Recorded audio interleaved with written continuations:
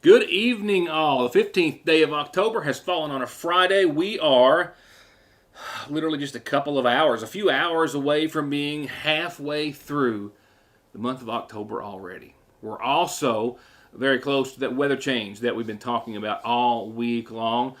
Possibly a little lesser on the severe side, but I'll tell you everything I can in just a few moments and see what bearing it may have on a lot of big things going on in Magafa County and the surrounding area tomorrow. The Royalton Walnut Festival, of course, a major player tomorrow.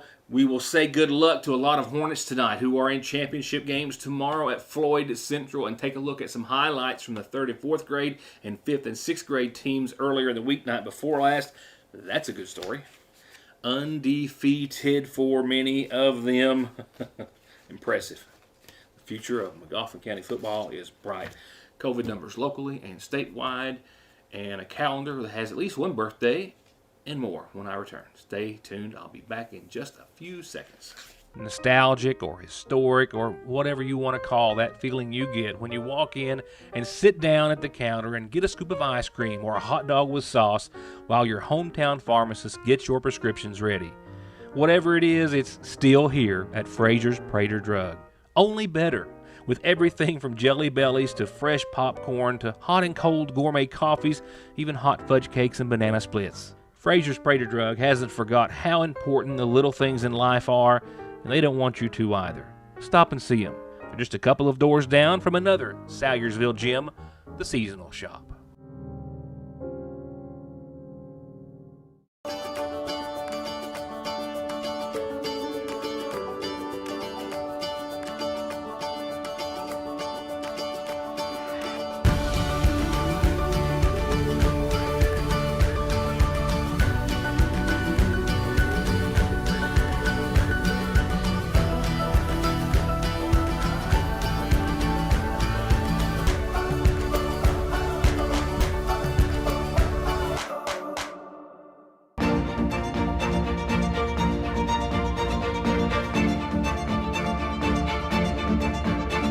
I'm Dr. Jason Zimmerman at Highlands ARH, the healthcare system of Appalachia. Just to recap just a bit, keeping up with all of the regulations and recommendations in regards to the boosters for any of the 3 vaccines that are currently on the market and helping Americans stay out of the hospital and stay alive. It's hard to keep up with a lot of information.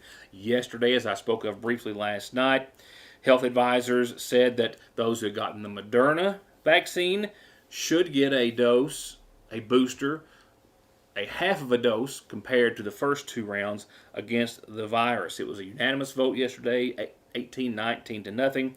The advisors for the Food and Drug Administration saying that adults with other health problems, seniors, those who have jobs or living situations that put them at a greater risk should get a Moderna booster. We're waiting on the CDC to take that up, expected approval, and we'll know more about that possibly very, very soon. While today, U.S. health advisors recommended a booster for the Johnson & Johnson vaccine, saying that Americans who got just the single-dose vaccine, Johnson & Johnson, just 1 round, were not as protected as anyone who had gotten the Moderna and, of course, the Pfizer, which we have known by statistics and studies for months now. They say that this extra dose gives very good protection to those who got in the first round of Johnson & Johnson, very similar to those who got the Moderna and the Pfizer. And that they recommend getting the Johnson & Johnson booster at least 2 months after, but perhaps waiting as far as 6 months because it may actually work better 6 months after. I'll keep you up to date. I expect by this time next week, and really even by midweek next week, we'll have some more finite information on the Moderna booster. I think the Magafa County Health Department is expecting to know when they'll be able to give the Moderna booster, possibly as soon as next week. And again, of course, the Pfizer already available for those who are 65 and older and in that immunocompromised group. With that said, keep that in mind. We'll talk about it all next week. Let's talk about local COVID numbers real quickly because it's not going to take much time this evening. That is a good thing. Good numbers tonight after a couple of worrisome days earlier this week here in Magafa County. The good news and the bad news. Good news is the positive news today, only one new case. Keep in mind, this is with the McGoffin County Health Department closing at noon today, which they do on Fridays. So still positive news. Every morning they've started at the health department for the last 4 mornings with several by the time they opened the door. So hopefully they will come in Monday and we will still have just had one reported. Nevertheless, one official case today, which follows, of course, 3 on Monday, 0 on Sunday, top right of your screen, 3 Monday, then we had that 12 Wednesday and 7 Thursday, and then 12 Tuesday, 7 Wednesday, and then 4 yesterday. So we're still on par to be similar, and still possibly less than we did last week. We had a total of, I think it was 35 cases last week, so it is an improvement, possibly, depending on tomorrow's numbers. We'll find out on Monday. Nevertheless, that 12 and 7 was enough to drive our positivity rating back up almost 10%. We were down around 34%, I think it was, yesterday. We're back up to 43.5% today. So that is a bit troublesome. Hospitalization rates stays the same in McGoffin County. Still only one known McGoffin County to be hospitalized, and that person not on a ventilator. And there's a little more back and forth tonight, taking a look at other numbers as we switch from McGoffin County numbers and take a look at our state's incident rate map. Some back and forth there. We had gotten to, I think on yesterday's program it was, our best yet as far as the state map as a whole, with 22 counties not in the red, which means that we had 98 in the red. Well, today that number is less. We have 19 counties which are not in the red and 101 that are. And still many going down. A few like McGoffin County, if you look around the viewing area, going back up just a bit. Morgan County, though, doing well, still down in the yellow at 9.7. Johnson County at 21.9, out of the red. Yay for Johnson County. Johnson County, who reported, I think, 8 new cases yesterday. Case count total for Johnson County, 4,114, but 62 deaths. Their hospitalized number stands at 6, which is a significant decrease as well. Pulling in a little bit closer on our neighbors, Floyd County still at 65, Breathitt at 35, Wolf 39. There's the Menifee, Morgan, Elliott, Johnson, all in the orange. Lawrence County at 61.6. Lawrence County down from 67 yesterday. Floyd down, actually, they went up a couple percentage points from yesterday. So, again, still showing an overall decrease. I just don't think the decrease is as great as it was or has been over the course of the past week for many eastern Kentucky counties. Now let's look at the state, where with today's numbers, another day over the 2,000 mark. This is as close to 2,000 as we have been all week. We've been 23, 24, 2,500 cases a day all week long in the state of Kentucky. Today, 2,008, but the number of deaths is still staggering and serious at 31. 2 people out of those 31 were as young as 44 years old. The positivity rating also inched back up a little bit today. It was under 8% yesterday. Today at an even 8% across the Commonwealth. I've got a birthday and other calendar announcements and some killer highlights from some elementary football players that you'll want to be here for, all starting after these messages. Just click on ConleyTire.net and you can shop for tires, find out more about services, brands, wheels, rims, their free coffee, free Wi-Fi, and free local shuttle service, and of course the latest and greatest current offers and specials, like how right now you can get up to $150 back on a set of Goodyears. That's ConleyTire.net, or you can always stop by in Staffordsville or give them a call at 297-2424. At Sagesville National Bank, they know your house is much more than your home. It's an investment, and for many of us, the biggest we'll ever make. And whether it's for needed repairs and maintenance, or a new addition or renovation to give you some more room and more equity, let Sagesville National Bank deal with all the financial work and worry. Real and real competitive, hometown, homegrown, home improvement loans at Sagesville National. Your calendar brought to you nightly by your local Farm Bureau agent, Doug Green, starting off this evening with an early birthday wish. It says, tell Mimi happy birthday. And they said Mimi will know exactly who Mimi is. Mimi's birthday is on the 17th, day after tomorrow. So, happy birthday to you. Happy birthday, Mimi, from a host of family and friends. Happy early birthday to you.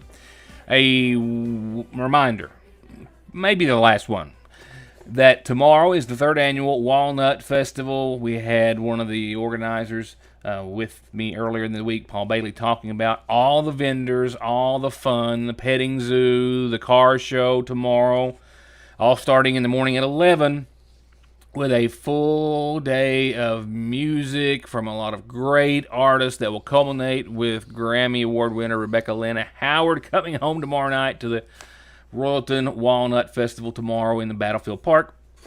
Back in the park by the shelter. Take your RV, take a tent, take a lawn chair, take a jacket. It's going to be a little cool possibly, but it's going to be a nice day. The rain and the wind are going to blow out of here early. Definitely the rain. I'll tell you more about that in a few moments. So it's going to be a great day for it.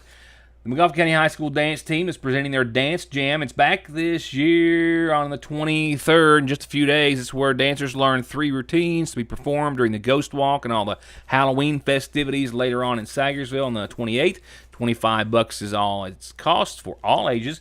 Registration will be that morning of the 23rd at the McGoffin County High School. Thriller, it's coming back for Halloween. It's just a wonderful time. And Water into Wine says that their food pantry will be having Senior Commodity Day Thursday, 12:30 till 2. At 2 o'clock, they will start serving those on the waiting list. In other announcements, don't forget, it'll be a great weekend to check it out, and it's going to be gone before you know it, and Christmas will be replacing it. Halloween Town at the Gardner Farm on top of the Ivy Point Hill. Gardner's Ghosts and Goblins are here every night from 4 to 10, and that's 7 days a week.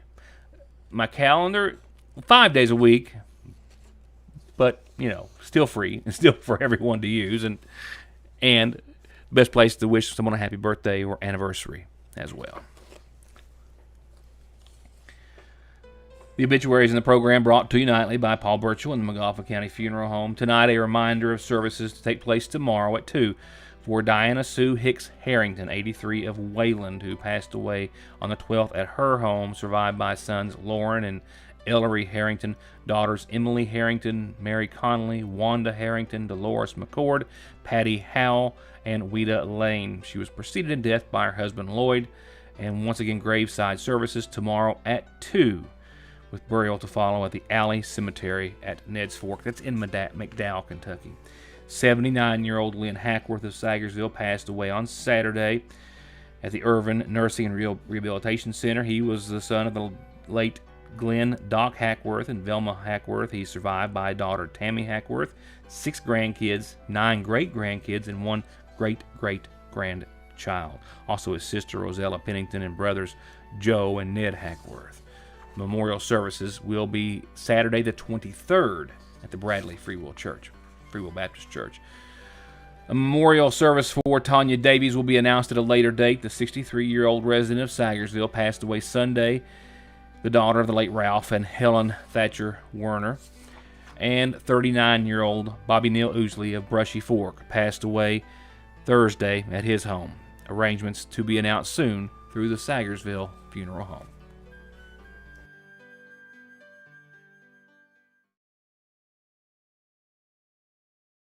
Parkway Pharmacy, as always, promises the quickest service with the very best care and prices, and to always have someone there to talk to when you have a question. With 3 pharmacists, curbside, drive-through, and call-ahead service. Parkway Pharmacy in Sagersville, 349-4400. Where you can always talk to a pharmacist when you need one. You asked for it, and now they're back. Spicy Bourbon Dippers are back at your Sagersville Lee's, and the name says it all, except to say that they will make you shake your tail feathers. Get an order or a meal before they're gone again. Spicy Bourbon Dippers are back at your Sagersville Lee's famous recipe. Call the pros. All Pro Gutter Works specializes in seamless gutters, vinyl siding, metal roofing, replacement doors and windows, remodeling or adding on to your home with free and fair estimates backed by decades of happy and return customers with guaranteed satisfaction and 18 months 0% financing. All Pro Gutter Works, 349-9999. There's no missing that this is the new McFarland and Tinker Law Office location on the Mountain Parkway in the former Farm Bureau building in Sagesville, just like there's no denying that their nearly 60 years of legal experience has won their clients millions and millions of dollars in disability, auto accident, and wrongful death cases. It's where your case matters to you and to us. McFarland and Tinker, also Griffey approved. McGoffin County Hornets hosting Pike Central tonight here at home, coming off their big win last week here at home. It's one of a handful of games, only 3 games left in the regular season, all 3 at home. The Hornets, yes, are already assured a spot in the playoffs after their district win last week. But Pike Central tonight poses to be their possibly toughest matchup this season. And it's been a busy week, a good week for football here locally. The before-mentioned first home game last Friday night, and then earlier this week, night before last, well, I was back at the football field, but for a younger version of Hornet football, where it was obvious that the future of Hornet football is looking very, very bright. Let's start with the 3rd and 4th grade football team who went undefeated this season as of this week. I wrapped up the show and I got there after halftime. Late in the 3rd quarter, the Hornets were already on the board, and the 3rd and 4th graders were staring down Paintsville, hoping to wrap up their season indeed undefeated. Later in the 3rd, here's Connor Gamble, the QB, making the read, grabbing the interception, and then putting the Hornets right back on the ball. And on the next play, Carson Hurst, he's safe near the 2 for what would have been a 1st and goal, but it got pulled back in a 5-yard penalty. The Hornets still leading 20-0. It's 1:30 left to go in the 3rd. Landon back snaps to Connor. The handoff to Carson Howard. And this play breaks even on the yardage. And the coaches, watch this, break away from the field. They turn it over to the team and let them stand to their own feet, making their own play. Does it work? This is the result. McGoffin County lines up on a 2nd and 15 from the 25. The snap to Gamble, the handoff to Howard, and no one is going to catch him. Touchdown, McGoffin County, 26-0 to end the 3rd quarter. But do these youngsters do defense?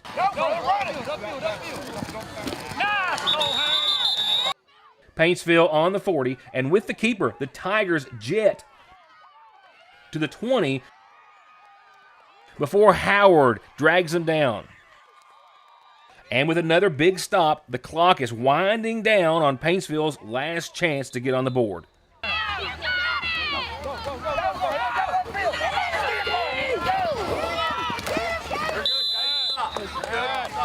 And the last play goes nowhere as McGoffin County's youngest to suit up puts the finishing touches on literally a perfect game and perfect season. The game 26-0, the season 9-0. And that's a pattern for these kids. A team one of these coaches has been telling me I had to see to believe. Jamie, why did I have to come and see these kids? What's put them where they are? They're that good, Rhett. They're good kids. They're good-hearted kids. They practice hard all year for us. They're just great kids, man, and as you can tell, they're athletic. They're the future of McGoffin County football. Michael Paul, your thoughts on that? They formed a great sense of brotherhood this year. They fight for each other. They respect each other. Football make them friends forever, and they just done great. I love them all. Tell me some of the highlights, the big accomplishments throughout this season. 9-0 is obviously the pinnacle of it, but getting here. Well, naturally, we beat Johnson Central's All-Star team, they called it. We shut out Paintsville. We also shut out Johnson Central's All-Star team.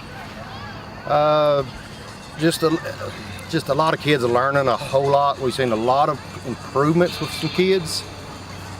And I'm just tickled to death. And I like to thank these 3 because I had to be absent for some while, and they took over just like I wasn't here and took care of things. And I appreciate all 3 of them. We've only been scored on truly one time this year on our starting defense. One time we've been scored on. For 3rd and 4th grade, that's awesome. We've let people score. Yes, sir. I like the leadership that these boys created. after a couple practices, we didn't even have to get them lined up for warm-ups or anything like that. They took care of each other's helmets, got each other, make sure they got their mouthpieces in. I mean, they created a leadership, and we didn't really have to do much. After a couple practices, they kind of did themselves. We even let them call plays tonight. We walked off the field. I caught that, and that's going to be so fun to play tomorrow. I'm looking so forward to that. I mean, that shows the intelligence and the love these boys has for each other. I mean, they, here you go, call you play. Most of them would want to carry the ball themselves, but they caught it for each other. It's just amazing. And it was a good play. In 3rd and 4th grade, yeah. Yes, it's something to see kids like that. Rodney, anything you want to add before I cut us off? Like I said, the whole year, that last episode right there, the last game, where you can walk off the field and let kids that young call their own plays and them score touchdowns, that speaks volumes for itself.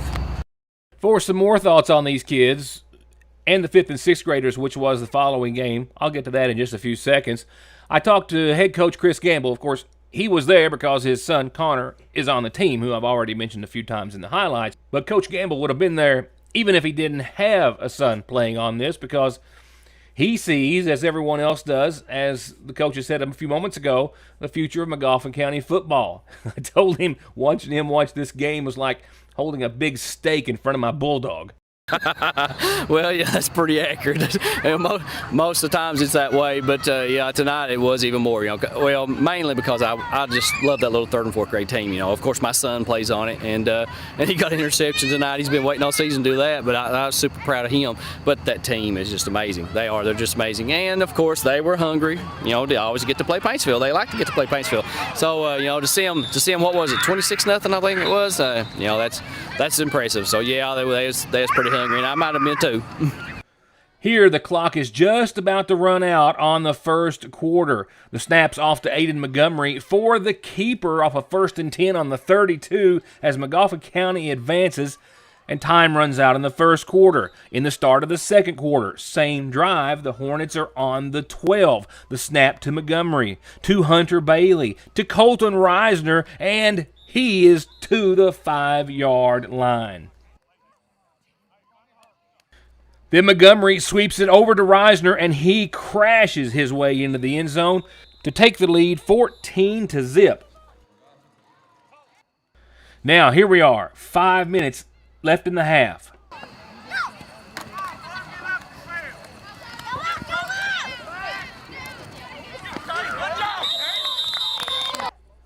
The Tigers run out of downs, and after a loss and the skills of Montgomery, McGoffin County gets the ball back with 1:05 in the first half. And Paintsville can't bring Montgomery down, and he's good for a 20-plus yard run to the 41. And on a 2nd and 10 with 6 seconds left to go, the snap to Luke Montgomery, the pass to Aiden Montgomery, and watch this 20-yard hurl with the one-handed grab by Colton Reisner at the 45 and a blistering run for the touchdown. Yeah, it got called back because of a penalty, I think 5 in the backfield. But what a play, still worth watching again. As the Hornets took out Paintsville 22-0 with their eyes on the championship.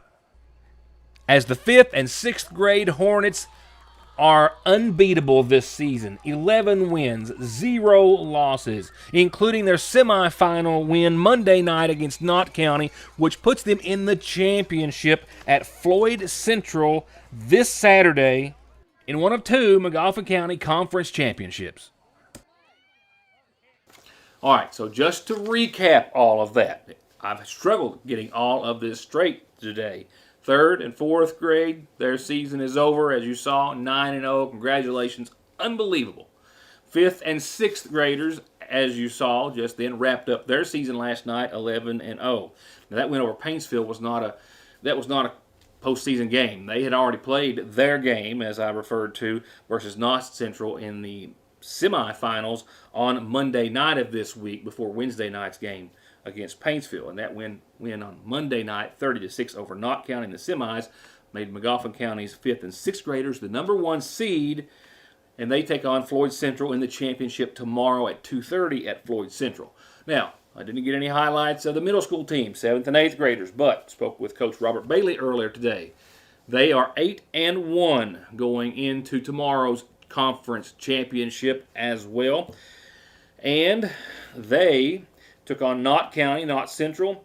They will take on Knott Central, in the championship tomorrow after the 5th and 6th grade game, sometime around 4 o'clock it's estimated. They took out Fleming Neon 20-0 in the semis a few days ago. And this is a big comeback for all of these teams after COVID just decimated their season last year. They got like in 2-3 games each, respectively. So, 3rd and 4th wrapped up, 9-0 undefeated. Our 5th and 6th and 7th and 8th teams tomorrow, representing McGoffin County both in the championship round. Look forward to telling you how they did, regardless of how they did on Monday's program in tomorrow's championship. All right. Weather forecast, still active, still a major change. The chance for severe weather appears to have backed off just a bit. Here's a look, zooming way out, as this cold front that's been working its way into eastern Kentucky continues to do so. If you look down, almost center screen down there, right now coming through London about an hour ago or a little longer, those showers look to be a factor in our weather in the shortest term of anything. But we're going to see continued showers and some thunderstorms possible throughout the rest of the evening. A slight risk category for much of eastern Kentucky as far as severe weather is concerned. A lesser chance than what we had 24 hours ago. Great news. Not as organized right now, but you can see on over to our west and still moving in a general direction of eastern Kentucky and certainly to our south, working its way up into eastern Kentucky. You'll want to keep your eye on the weather. Still, the good news is this looks to be relatively short-lived. With the very latest update from the National Weather Service and all other models that we have looked at here, or that I have looked at here today, indicating that we do, of course, have a chance of showers and thunderstorms. Greatest chance will be after 10 o'clock or so. Tonight's low around 54 degrees. Southwesterly winds 3 to 6 miles per hour. That's not, of course, should any thunderstorms develop. Rainfall amounts 1/4 to 1/2 inch of rain tonight, but big downpours could put down some serious rain on top of that for some folks. It's still going to be a wait-and-see situation, just not looking as bad as what it did or as serious as it did 24 hours ago. Good news is that those showers during the overnight are likely to be out of here by about 9 o'clock for us in the morning, and then skies slowly will become mostly sunny, and daytime highs are right now about 5 degrees better estimated than what I had 24 hours ago. We were talking about 56 by mid-morning. Right now, we think we might actually hit the 60s, closer to 61 tomorrow, but it's going to be breezy. Winds out of the west, northwest still, 7-10, maybe 20-22 miles per hour. Not much additional rain in the morning, maybe 1/10 of an inch, but clouds, showers in the AM, and then some lingering winds, I think, and only 61 degrees, but sunny skies eventually for your Saturday. Just a little slow start to get there. Things calm down, though. They stay calm and clear for the next several days. Sunday, again, 61, cool. Yeah, another night in the 30s at 38, getting close to frost, and some folks in parts of Kentucky might see a little bit in those isolated areas. Clear skies, though, and 38 degrees on Sunday night. Monday, temperatures finally start to rebound. We will go from low 60s to mid-60s from Sunday into your Monday. 66, mostly sunny degrees on your Monday. Clear skies that night. We can't quite shake the 30s, but the upper 30s nonetheless Monday night at 39 degrees. Now, you'll be happy to know after this you want to call it a cool snap or a cold snap, we will get out of the 60s by the 1st of next week. Right now, looking at Monday, it looks to be 66, but Tuesday looks to be closer to 70, if not a degree or two above, with nighttime lows back to the 40s at 45. It's still sunny and partly cloudy, and a really nice day in the neighborhood. Wednesday, a little warmer still at 73.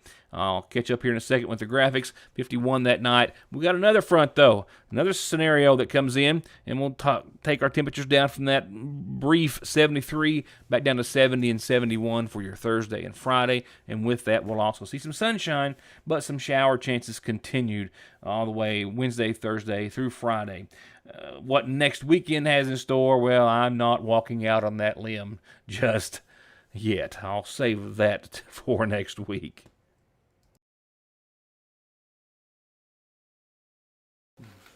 And that'll wrap it up for tonight and for the week. I wish you a wonderful weekend. Remember the Walnut Festival tomorrow. We've got Hornet football. I myself am headed to Moorhead for homecoming, which was canceled due to COVID last year. Their queen and ours, Lacey, a part of this year's ceremony. So a lot happening for a lot of folks. Regardless, I wish you well. Hope it's a safe and joyous weekend.